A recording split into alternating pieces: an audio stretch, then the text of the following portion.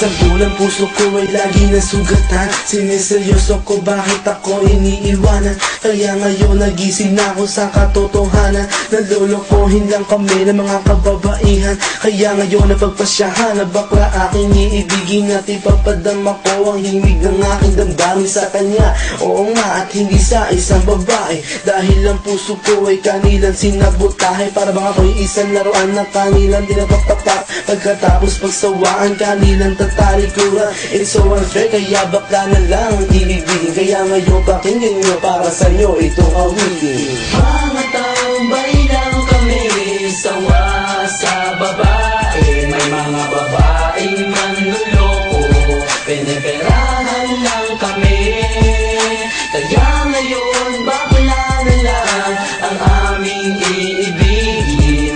Masarap magmahal ang bakla, okay sarap. Ilan ng isang babae ang dahilan kung bakit nagmahal ako ng tulad niya kahit siya ay pangit at di niya pinagkait at sa akin hindi lumapit. Kaya hanggang ngayon virgin pa ang aking pit at alam ko namang wala akong kahati. Di ko siya mabubuntis pagkat pareho kami ng ari. Grabe, buong buhay niya ay sa akin binigay. Lahat-lahat kanyang inalay, basta wag akong mawalay. Di na kita iiwan kahit na ikay bakla, basta't tiwala mo sa akin sinkinang ng tala at totoo. Relasyon natin ay parang ginto, mahal kita, wag lang sana akong magkatulo.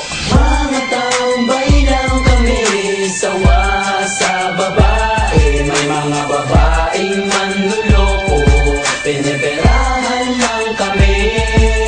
Kaya ngayon bakla na lang ang aming iibigin. Masarap magmahal ang bakla, okay sarap.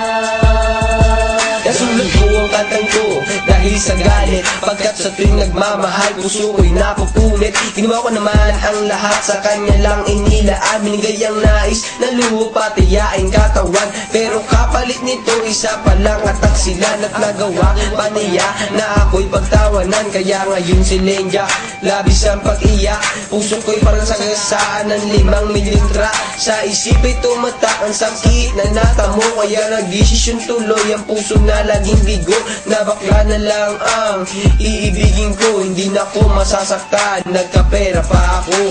Mga tambay lang kami, sawa sa babae. May mga babaeng manluloko, piniperahan lang kami.